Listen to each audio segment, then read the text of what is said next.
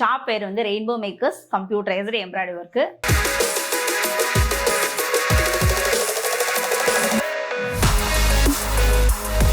First time அந்த மிஷினை பார்க்குறேன். பார்த்ததுமே எனக்கு வாங்கணும்னு ஆர்வம். யூடியூப்ல இருந்து எனக்கு நிறைய வந்து வெளிநாட்டு ஆர்டர்ஸ் வாங்க ஆரம்பிச்சு. ரெண்டாவது பொண்ணுக்கும் இப்போ சமீபத்தில் தான் பண்ணி டென்மார்க்குக்கு அனுப்புனேன். கொரோனா டைம்ல வந்து எனக்கு ஆன்லைன் பிஸ்னஸ் தான் அப்போ எனக்கு கை கொடுத்துச்சு. 15 நாடு வரைக்கும் என்னோட ஒர்க்கை முடிச்சு நான் அனுப்பியிருக்கேன். டிசைன்ஸும் வந்து அப்பைக்கப்போ உள்ள ட்ரெண்டிங்கில் உள்ள டிசைன்ஸும் இருக்கும். நெட்லேருந்து என்ன டிசைன் எடுத்துகிட்டு வந்து கொடுத்தாலும் அதுவும் பண்ணி தந்துடுவோம். இன்னும் வித்தியாசமாக பண்ணுவோம் அப்படின்ற எண்ணங்கள் தான் எனக்கு அந்த டைமில் நிறைய இருந்தது. எல்லாரும் லேடிஸ்க்கும் இருக்கிற மாதிரி ஒரு தேடுதல் என்கிட்டே இருந்தது. ஓவர் கோட்டில் வந்து கம்பெனி லோகோஸ் போடுவோம், ஷர்ட்டில் போடுவோம், ஒரு ஃபேஸவே எம்ப்ராய்டிங் பண்ணி கொடுப்பேன். ஸ்டூடெண்ட் வந்து அங்கேயும் போய் நிறைய பேர் சக்ஸஸாக பிஸ்னஸ் பண்ணுறாங்க. அக்கா இந்த மாதிரி கிஃப்ட்டை இது வரைக்கும் அம்மா ரொம்ப வந்து சாட்டிஸ்ஃபைடுக்கா. ஓரளவு தெரிஞ்சுக்கிட்டு நீங்கள் உள்ளே வந்தீங்கன்னா கண்டிப்பாக இது ஒரு நல்ல பிஸ்னஸ் தான்.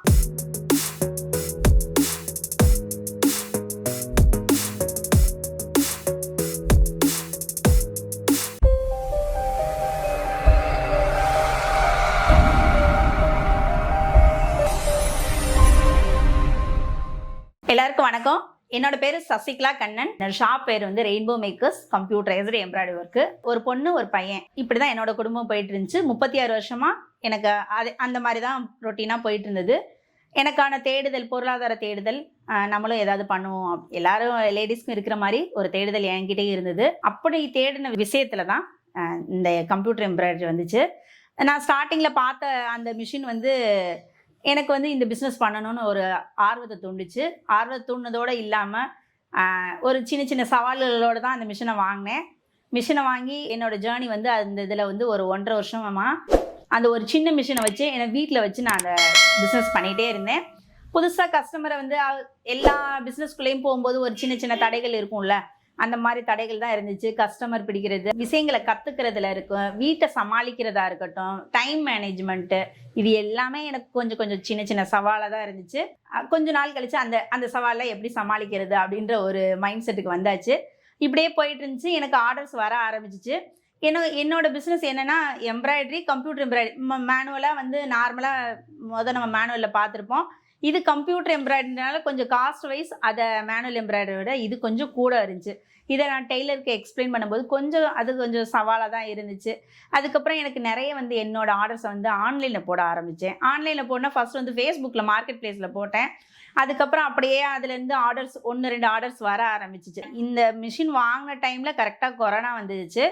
கொரோனா டைமில் வந்து எனக்கு ஆன்லைன் பிஸ்னஸ் தான் அப்போ எனக்கு கை கொடுத்துச்சு. கொரியரில் வரும், முடிச்சு அனுப்புவேன் அப்படின்ற மாதிரி ஷெட்யூல் போயிட்டே இருந்துச்சு. இதுக்கடுத்து என்ன பண்ணன்ற ஒரு ஆர்வம் வந்து என்னை வந்து இதுக்கு அடுத்த மிஷினை வாங்குவோம் அப்படின்ற மாதிரி போச்சு. நாங்கள் கரெக்டாக கொரோனா பீரியட் முடிஞ்சதுமே எனக்கு பெருசாக வந்து மிஷினை வந்து அடுத்த பெரிய மிஷின் வாங்கிடணும்னு எனக்கு ஒரு தேடுதல். ஆனால் இதை பற்றி யார்கிட்ட கேட்குறது, இதை வந்து ஃபஸ்ட்டு டைம் அந்த மிஷினை பார்க்குறேன். பார்த்ததுமே எனக்கு வாங்கணும்னு ஆர்வம். சின்ன மிஷினு, அது பெரிய மிஷின் வந்து எங்கே விற்கிறாங்க, அது சின்ன மிஷின் வந்து மதுரையிலேயே உஷா ஜென்னு சொல்லிட்டு வாங்கினேன். உஷா ஜெனும் 450 அப்போ வந்துருந்துச்சு.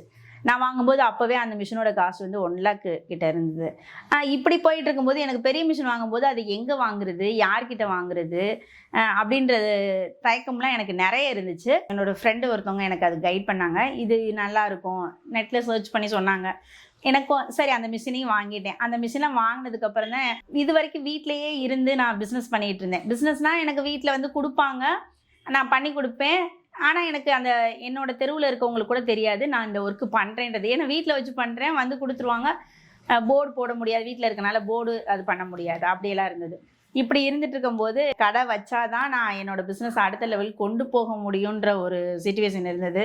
கணவர்கிட்ட சொல்கிறேன். கணவர் இது வரைக்கும் வீட்டிலேயே இருந்து குழந்தைய அப்படின்னு கவனிச்சுக்கிட்டு இருக்கும்போது நீ கடைன்னு போயிட்டேன்னா குடும்பத்தை கவனிக்க முடியாது, அந்த ஒரு சின்ன சின்ன இதுக்கு இருந்தது. பட் வந்து ஒரு கட்டத்துக்கு அப்புறம் நான் ஸ்ட்ராங்காக இருந்தனால அவர் சரி ஓகே பண்ணிடலாம் அப்படின்னு சொல்லிட்டு எனக்கு நாங்கள் 2 பேரும் தான் தேடி ஒரு கடை, இந்த இப்போ இருக்க ஷாப் வந்து நாங்கள் வந்து செலக்ட் பண்ணோம். செலக்ட் பண்ணிவிட்டு கரெக்டாக அந்த செகண்ட் கொரோனா வருது, பெரிய மிஷின் வாங்கிட்டேன். ஆன்லைனே புக் பண்ணிவிட்டு மிஷினை நான் நேராக போய் பார்த்தது கிடையாது. எப்படி இருக்கும், அதை எந்த மாதிரி சைஸ் இருக்குன்னு கூட எனக்கு தெரியாது. இமேஜ் தான் பார்த்துருக்கேனே தவிர அது இத்தனை அடியில் தான் இருக்குன்றது கூட தெரியாது. சரி வாங்கியாச்சு. வாங்கி மிஷினே வச்சாச்சு. சின்ன மிஷினில் கஸ்டமர்ஸ் இருந்தனால எனக்கு ஸ்டார்டிங் ஸ்டேஜ் கொஞ்சம் தடுமாற்றம் இருந்துச்சு. எல்லா விஷயமே நம்ம என்ன பண்ணுறோம், உடனே வந்துடணும், உடனே சம்பாதிச்சிடணும் அப்படின்னு நினைக்கிறோம். ஆனால் அது கிடையாது. வாங்கி நான் அந்த மிஷினை கற்றுக்கிட்டது, அதுக்கப்புறம் இந்த மிஷினை கற்றுக்கிறதுல கொஞ்சம் எனக்கு ஒரு டைம் தேவைப்பட்டுச்சு. அதுக்கப்புறம் நான் வந்து சோசியல் மீடியாவை ரொம்ப தீவிரமாக வந்து அதில் வந்து என்னோட போஸ்ட்டுகளை என்னோட யூடியூப்ல பேசும்போது அது எல்லாருக்கும் எல்லா குடும்ப தலைவிகளுக்கும் இருக்க ஒரு சின்ன சின்ன இதுக எனக்கும் தான் இருந்தது. நம்ம ஃபேஸ் காட்டி எப்படி பேசுறது, ஏன்னா பேச தெரியாது சரியா. நம்ம இப்படி முகத்தை காட்டி பேசும்போது ரிலேட்டிவ்ஸ் என்ன சொல்லுவாங்க, ஃப்ரெண்ட்ஸ் என்ன சொல்லுவாங்க, அப்படிலாம் தயக்கங்கள் இருந்துச்சு. ஆனால் அது ஒரு கட்டத்துக்கு அப்புறம் அதெல்லாம் உடஞ்சி நம்மளோட வேலையை தானே நம்ம பண்ணுறோம். ஸோ அதெல்லாம் ஒன்றுமே கிடையாது அப்படின்ற மாதிரி ஆயிடுச்சு. என்னோட டெய்லி என்னோட போஸ்ட்டு என்னோட வீடியோஸ் அன்னன்னைக்கு எடுக்கிறத அப்படியே போடுவேன். ஏன்னா அது எனக்கு என்னன்னு சொல்லனா, நான் இந்த மாதிரி ஒர்க் பண்ணியிருக்கேன் அதை காட்டுறது. இப்போ நம்ம ஒரு பொருள் வாங்கினா பக்கத்தில் காட்டுவோம்ல, அதே மாதிரி தான் அந்த இன்ட்ரெஸ்ட்டில் தான் நான் போஸ்ட்டே போட ஆரம்பித்தேன்.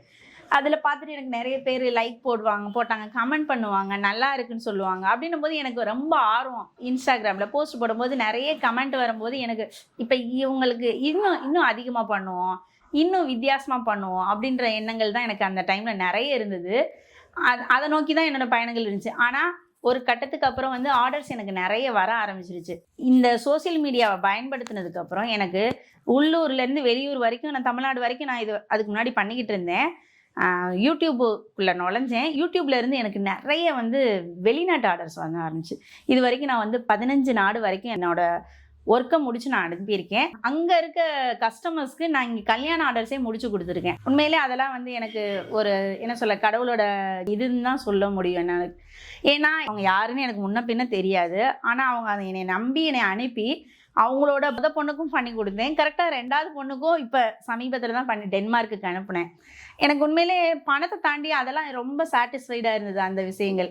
இப்போயுமே எனக்கு வெளிநாட்டு ஆர்டர்ஸ் வந்துச்சுன்னா அது எனக்கு பல்காக தான் வரும். எனக்கு இவ்வளவு வேணும், இத்தனை பீஸ் வேணும், இத்தனை இது எல்லாமே வந்து ஆன்லைனில் வந்து அளவு எல்லாமே சொல்லிடுவாங்க. அதில் முடித்து நான் அவங்களுக்கு கொரியர் பண்ணிடுவேன்.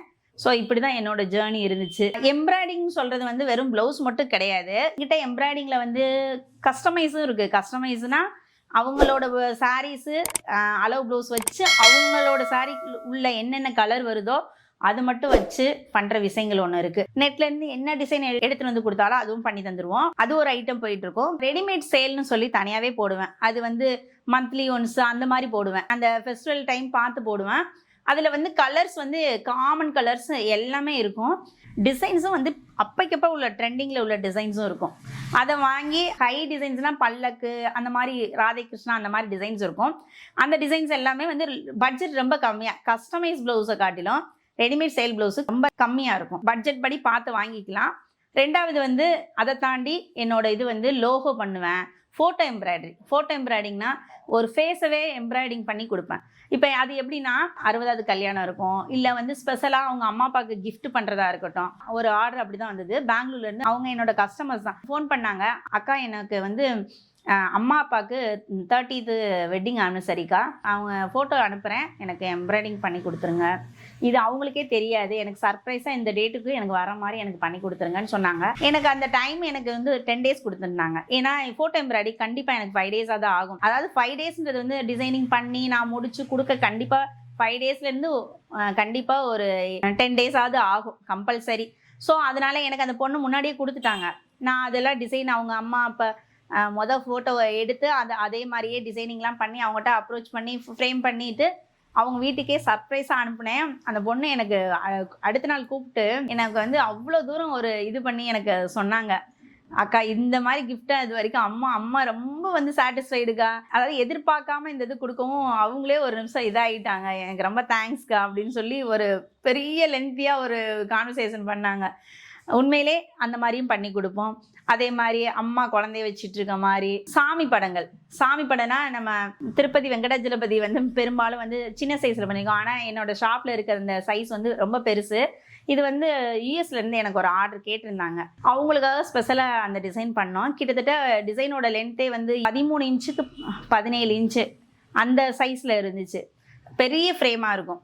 அந்த டிசைனில் பண்ணி நான் அவங்களுக்கு அனுப்புனேன். அவங்களும் ரொம்ப சாட்டிஸ்ஃபைடு, எனக்கு ரொம்ப பிடிச்சிருந்துச்சு அப்படின்னு சொன்னாங்க. நார்மலாக இருக்கிறத காட்டிலும் அந்த கையில் செஞ்சு பண்ணுறதுக்கு பவர் அதிகம் அப்படின்ற மாதிரி அவங்க ஒரு கருத்து சொன்னாங்க. அதே மாதிரி ஃபோட்டோ ஃப்ரேமாக இருக்கட்டும், அது எல்லாமே கஸ்டமர் என்ன கேட்குறாங்களோ, எம்ப்ராய்டிங்னா ப்ளவுஸ் மட்டும் தாண்டி அதுவும் பண்ணுவோம். அதே மாதிரி ஓவர் கோட்டில் வந்து கம்பெனிஸ் லோகோஸ் போடுவோம், ஷர்ட்டில் போடுவோம், கர்ச்சீஃபில் போடுவோம். அவங்க என்ன மாதிரி எத்தனை பீஸ் வேணும் அப்படின்னு கேட்குறாங்க. இப்போ கூட எனக்கு ரீசெண்டாக வந்து பேக்கில் போடுற மாதிரி ஆர்டர்ஸ் பல்காக வந்துச்சு. கஸ்டமர் என்ன கேட்குறாங்களோ அதுக்கு ரிலேட்டடாக சம்திங் இந்த ஒர்க்கில் நான் எல்லா ஒர்க்குமே நான் பண்ணி கொடுப்பேன். ரெண்டாவது, இதை நானும் கற்றுக்கிட்டு பிஸ்னஸ் பண்ணணும்னு நினைக்கிறவங்களுக்கும் இது வரைக்கும் 32 பேர் வரைக்கும் கிளாஸ் அதாவது முடிச்சுட்டு, அதாவது பெரிய மிஷினுக்கே கிளாஸ் முடிச்சுட்டு அவங்க வந்து வெளியூர், இங்கே மதுரை மட்டும் கிடையாது, வெளியூர்லேருந்தும் வந்து கற்றுக்குருவாங்க. உள்ளூரில் இருக்கவங்களுக்குலாம் ஒரு டைம் பீரியட் இருக்கும், எனக்கு டெய்லி 2 hours அப்படி டைம் இருக்கும். வெளியூர்லேருந்து கற்றுக்கிறவங்களுக்கு அவங்க வந்து ஸ்டே பண்ண முடியாதுல்ல, அதனால் அவங்களுக்கு வந்து ஒரு குறிப்பிட்ட நாள், இத்தனை நாள், ஒரு 3 days அந்த மாதிரி வச்சு அது மாதிரியும் பண்ணி என்னோட வந்து ஸ்டூடெண்ட் வந்து அங்கேயும் போய் நிறைய பேர் சக்ஸஸாக பிஸ்னஸ் பண்ணுறாங்க. இதை தாண்டி எனக்கு மிஷினை வாங்கிட்டேன், எனக்கு அது ஹேண்டில் பண்ண தெரியலை, எனக்கு அது பண்ண தெரியலன்னு சொல்கிறவங்களுக்கும் நான் கிளாஸ் எடுப்பேன், ஆன்லைன் கிளாஸும் எடுப்பேன். நான் ஆன்லைன் கிளாஸ் எடுக்கணும்னா அவங்ககிட்ட மிஷின் இருக்கணும், அப்படின்னா தான் என்னால் எடுக்க முடியும்.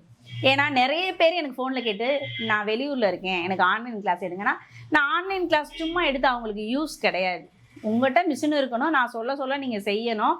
இல்லை உங்களுக்கு என்ன டவுட் இருக்குது, என்ன மிஸ்டேக் வருதுன்னு எனக்கு தெரிஞ்சால் மட்டும்தான் அது வந்து சக்ஸஸாக நான் ஒன்று சொல்லி கொடுத்த திருப்தி எனக்கு இருக்கும். ஸோ வந்து எனக்கு அதனால் முடிஞ்ச வரைக்கும் நேரில் வந்து கற்றுக்கிறது இன்னும் நிறைய விஷயம். ஏன்னா நிறைய ஷாப்பில் பார்ப்பாங்க நுணுக்கங்கள். இப்போ ஒரு நெட்டை வச்சு பண்ணுறது எப்படியா இருக்கட்டும், ஒரு ஃப்ரேமே நார்மலாக இந்த ஃப்ரேமை போடுறது கூட ஒரு மெத்தட் இருக்குது. ஆனால் அவங்க ஏற்றி இறக்கி கிராஸ் பண்ணாங்கன்னா அந்த ஃபினிஷிங் வராது. டென்சர் கரெக்டாக மேலேருந்து கீழே வர்றதுக்கு ஒரு இது இருக்குது. அந்த எல்லாமே கரெக்டாக கொடுத்தா மட்டும்தான் அந்த ஃபினிஷிங்கோட அவுட்புட் நல்லா வரும். எங்களோட ட்ரேட்மார்க்குன்னு ராதேகிருஷ்ணன் சொல்லுவோம். அது ராதையும் கிருஷ்ணவும் அவ்வளவு ஒரு ரொமான்டிக்காக, அது அழகாக, அது பார்க்கும்போதே ஒரு சாட்டிஸ்ஃபைடு, அது ஓடிட்டு இருக்கும்போதே ஒரு மன திருப்தி வரும். ரொம்ப அழகாக இருக்கும் அந்த மாதிரி ஒர்க்கெல்லாம். ரெண்டாவது, நீங்கள் என்ன டிசைன் நெட்லேருந்து எடுத்து கொடுத்தாலும் என்னால் பண்ணி கொடுக்க முடியும். அதிகபட்சம் 5 days தான். 2 days கூட முடிச்சு கொடுத்த ஆர்டர்ஸும் இருக்குது. திடீர் கல்யாணம்னு சொல்லுவாங்க, கல்யாண ஆர்டர்னு வந்து கேட்க முடியாதுன்னு சொல்லவே முடியாது. எல்லாத்தையும் ஒதுக்கி வச்சுட்டு அவங்க இதை பண்ணி கொடுப்போம். அப்படியான விஷயங்களும் நடந்திருக்குது. யூஎஸில் லாஸ்ட் டைம் யூஎஸ்க்கு அனுப்பி விட்டுருந்தேன் ஒரு கஸ்டமருக்கு. அவங்க அந்த ஸ்டிச்சிங்கும் இந்த ப்ளவுஸ் இதை பற்றியுமே எனக்கு ஒரு 1/2 hour பேசினாங்க. அவ்வளோ நல்லா இருந்துச்சு அப்படின்னு. எனக்கு இதெல்லாம் தான் அந்த பணத்தை தாண்டி அந்த சாட்டிஸ்ஃபைடு, அவங்க சொல்கிற விஷயங்கள் தான் எனக்கு வந்து ரொம்ப சந்தோஷத்தை கொடுக்குதுன்னு சொல்கிறேன். ரெண்டாவது, என்ன மாதிரி இப்போ புதுசாக இந்த பிஸ்னஸ் பண்ணணும்னு நினைக்கிறவங்க தாராளமாக இந்த பிஸ்னஸ் நல்லாவே பண்ணலாம். ஆனால் இதில் வந்து எடுத்ததும் வாங்கணும், மிஷினை வாங்கிட்டோம், நம்ம வந்து டெய்லி 1000 சம்பாரிச்சிடலான்னு மட்டும் தயவுசெய்து நினச்சி இந்த மிஷினை வாங்கக்கூடாது. நீங்கள் மிஷினை வாங்கணும்.